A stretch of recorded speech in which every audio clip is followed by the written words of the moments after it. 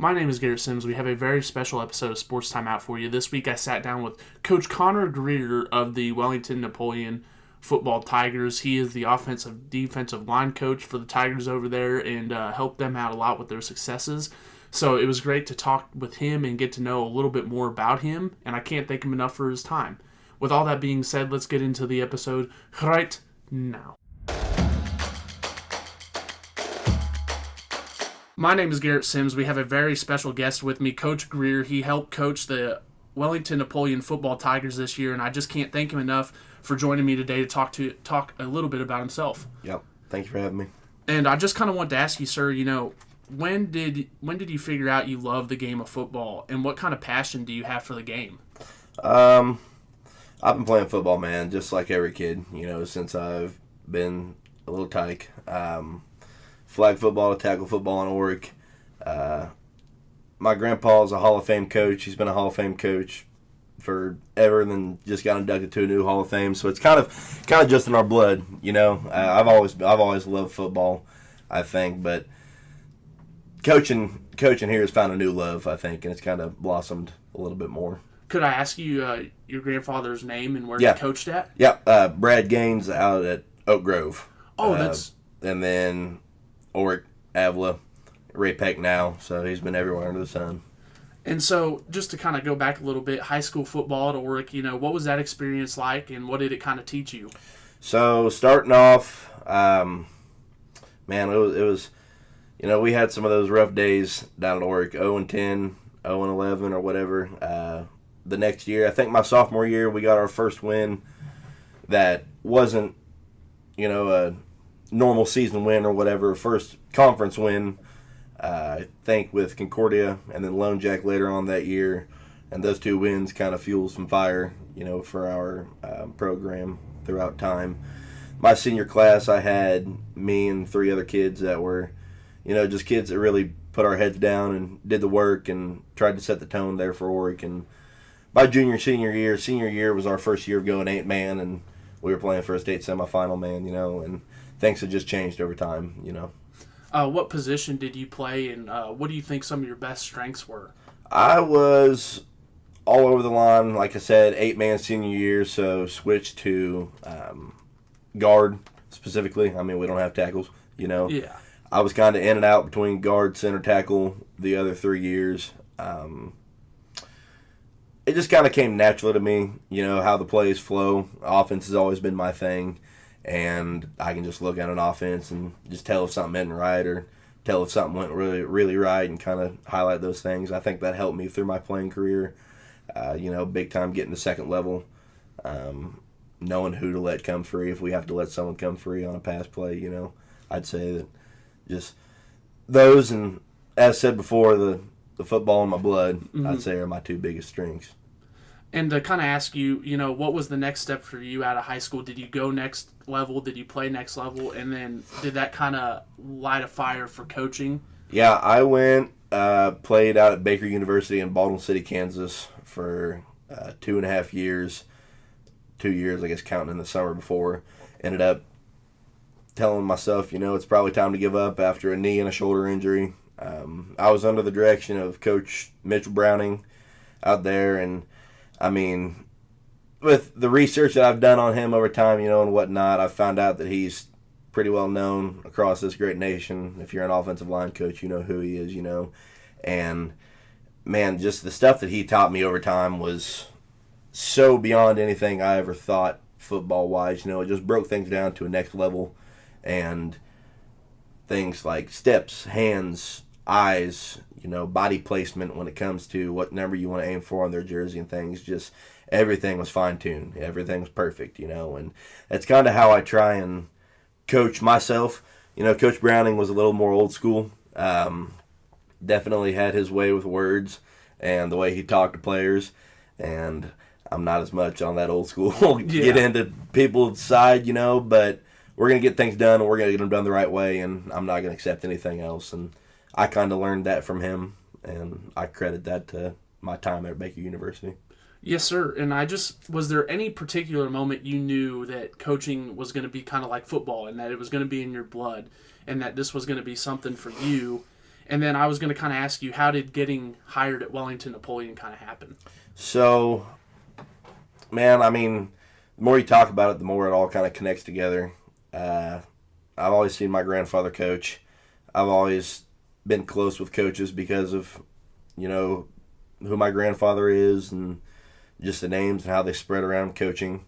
I do feel like, what was your question again? Sorry. Oh, I was just saying, when did you know that you really wanted to coach? Yeah, really as soon as I got out of Baker and realized my time there was done with playing football. Schedules and things just didn't feel right.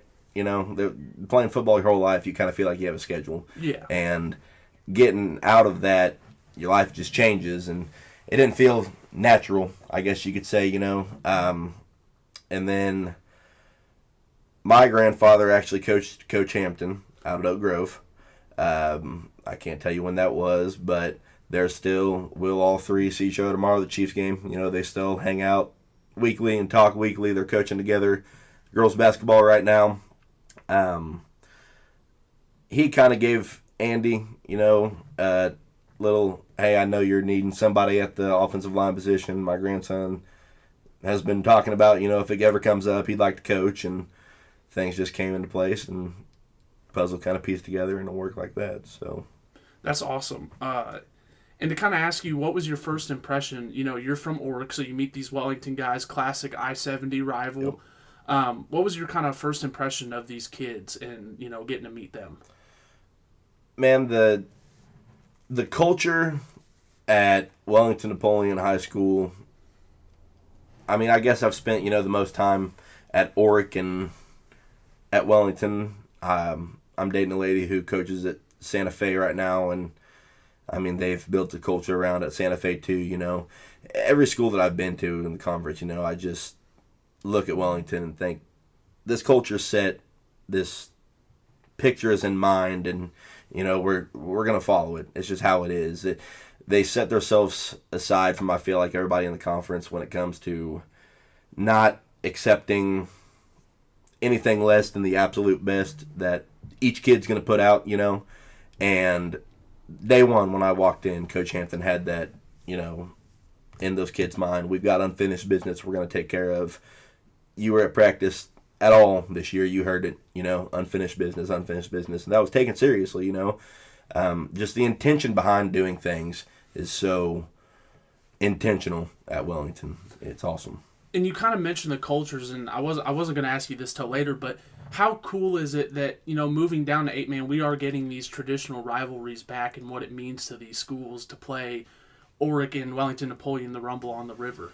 Yeah, I remember back in 07, 08, 09, the years whenever Oric was rumbling and whatnot, those games. Wellington was great back then, but Oric was spectacular, they were awesome. And I remember that game being such a big deal when I was a kid, the shirts that we always had every year and whatnot. And whenever I came back here, actually, I had kind of originally thought that, we started playing together here 2 years before I got here. It's just probably picked back up, and I heard that wasn't the case. It kind of made me a little sad, and it just so happened to pick it back up this year. Made me happy, Those things are really important to our kids, believe it or not, us coaches, I mean, we've been here. I've only been here a year, but like I said, Coach Hampton's been there forever. He's been playing those guys forever, and being able to take those experiences that I think that we've had with the kids and kind of share it with them, it just fuels fires, and it keeps the rivalries going.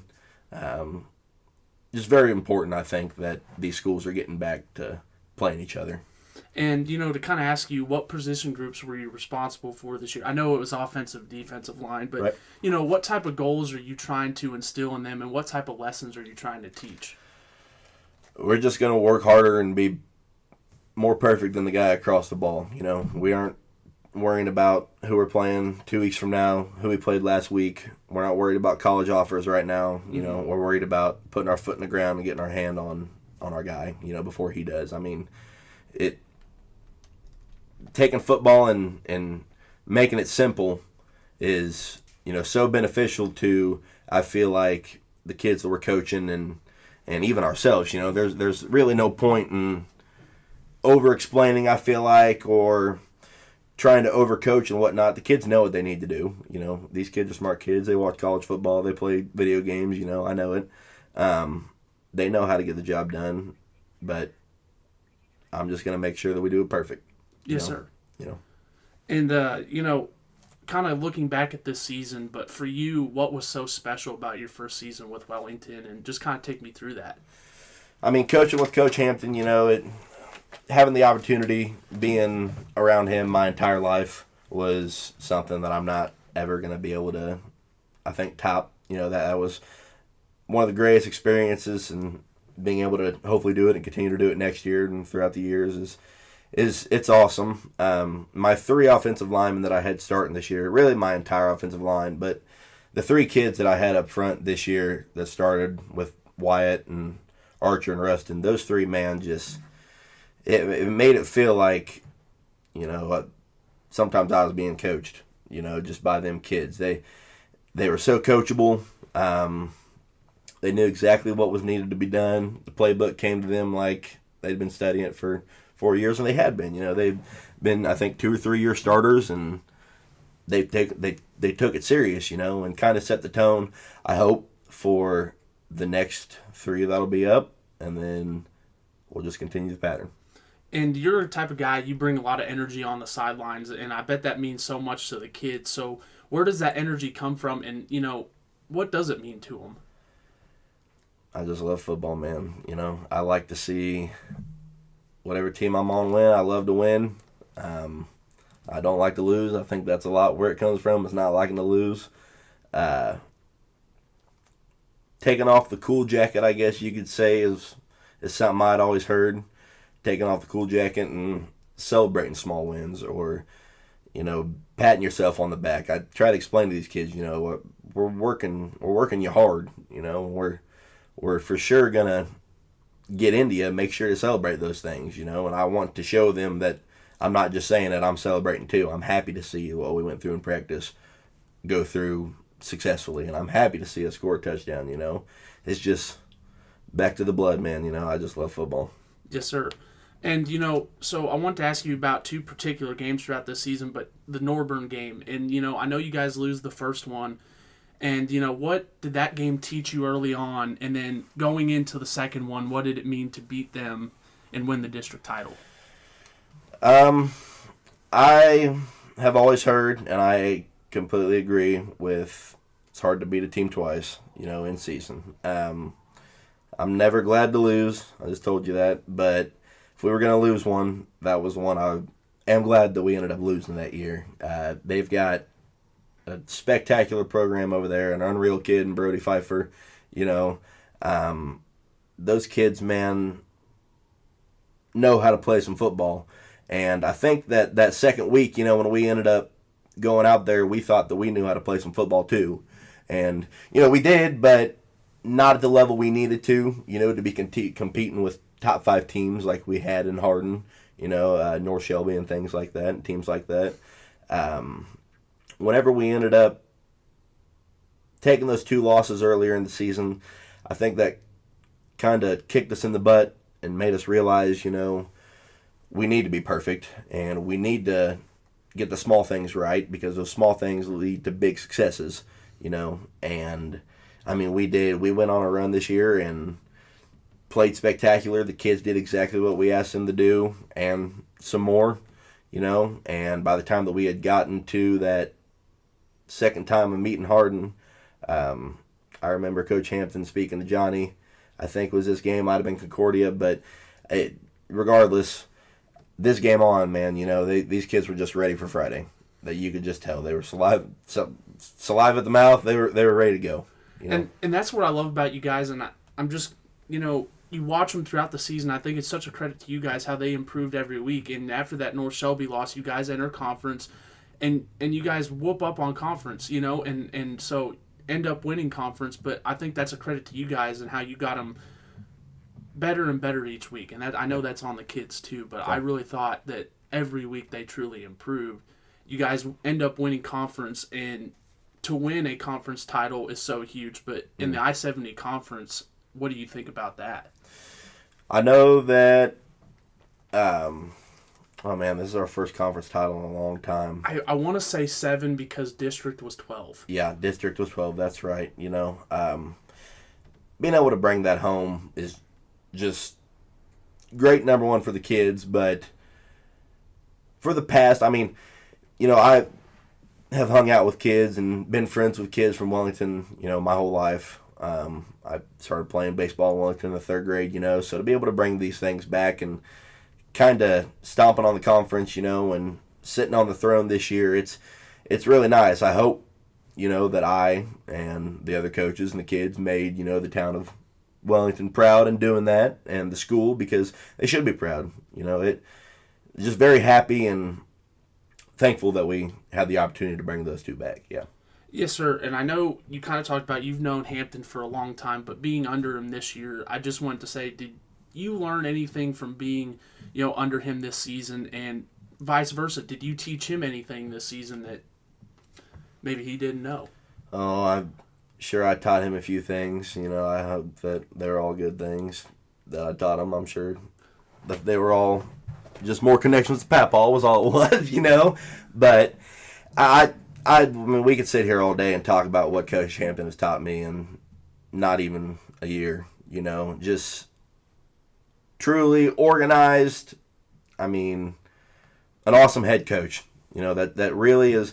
I had always talked to people and said if I do ever end up coaching, I'll never want to take the head coach position. But Coach Hampton has really kind of highlighted that and shown the rewards behind that head coach position. And he just leads, man. He leads the team, and the kids respect him. His coaches respect him, and he deserves that respect. The conference respects him, and I hope now that within these past couple of years, the state's starting to respect his name in 8-man because he deserves it. One of the things when I first met him was he kind of said, I interviewed him for a story, and he said, my goal as a coach is not only to help the team be good, but he's like, I'm trying to put these kids in a position to be successful for their life. And I thought that just spoke volumes to the man he is. And, I'm kind of upset I didn't get to play under him because those are the type of coaches I think that make playing football so special. Yeah, absolutely. And you can tell, that it's not just coaching football with him, and just look at his son, look at Johnny. Johnny is class act kid. Just got KMZU Player of the Year, 2nd team All-State quarterback, district, conference, that just goes to show, that leading by example and bigger than football, and it's true whenever they say that, and he says that he treats them like his sons, he does. He treats all of those kids like his sons. You could tell by the emotions he shared at the end of the season whenever we were there at Concordia.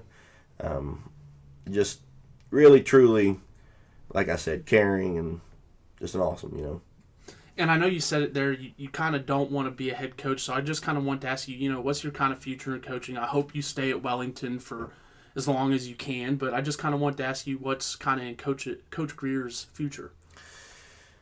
That's up to the good Lord.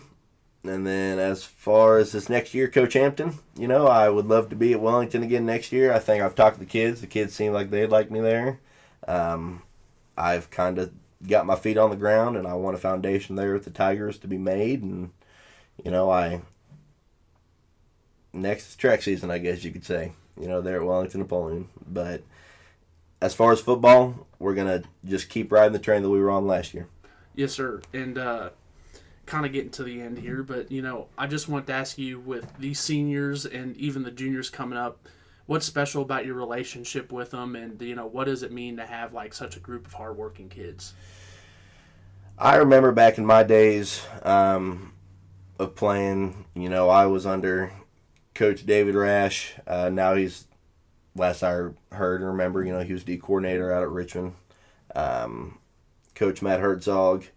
I can't even remember where he'd been coaching, Coach Tom Pierce out at Oak Grove. Just all these guys are guys that I still, to this day, will give a text at the beginning of the season, at the end of the season, hey, good to see that you all did well, this, that, just text back and forth with them. And those relationships that I had built with my coaches, had kind of turned me into what I feel is a better man, I'd hope to say. And you just ask anybody who's played a sport. I mean, you just have a special relationship with that coach. And I really am striving to be that guy, and lead by example to these kids. I've naturally just been able to make friends wherever I go. And I don't know, it just kind of, comes natural. I'm very thankful that that's the group I got to start with, Yes, sir. And, I know you kind of said you want to ride the train the next year, but I just did want to ask you a little bit of early expectations. What are you kind of expecting for the next football season? Just pick up where we left off, I mean, anything major changes. I'm not a major change guy. If we need to change something, then we'll change it and keep it the same throughout the year. But what we're teaching the kids, works. We're not going to teach them something that ain't going to work. And those kids know it. Just how much they want to learn it, how much effort they want to put into learning it, that'll all, come with them. And like I said, the seniors we had this past year are really going to be able to, or have really, what I believe left a foundation, or what I could call a foundation for these kids to pick up. And, yeah, just pick up right where we left off. So that's all I really had for you. So if there's, anything else you want to mention or say? Not really. Just thank you very much for letting me come on here. I do want to thank the guys over at Missouri 8 Man, as always. I mean, Devin Albertson and Anthony Crane and all the guys who put in countless hours, man, traveling back and forth to games and whatnot. That is such an important role in our league, in our state, that a lot of people don't realize. Keeps the kids engaged, keeps us coaches engaged. It's fun to look at, Just thank them guys very much for all the work they've put in this season. Coach Hampton again for letting me do this, and the Odessan for letting me come on here and talk. Oh, yeah, of course, man. And hopefully we'll see you out there next year. I mean, I loved watching you out there, so. Yeah. But as for that, that's been our guest interview with Coach Greer. Thank you, Coach Greer. Perfect. Thank y'all. Thank you guys so much for listening to this episode of Sports Timeout. And thank you to Coach Greer for his time and coming in here and just talking with me a little bit. As always, make sure you're picking up your copy of the Odessan to get all the other sports information we're not mentioning on the podcast, as well as local news and other government issues. We can't thank you guys enough for listening, and we'll see you guys next week.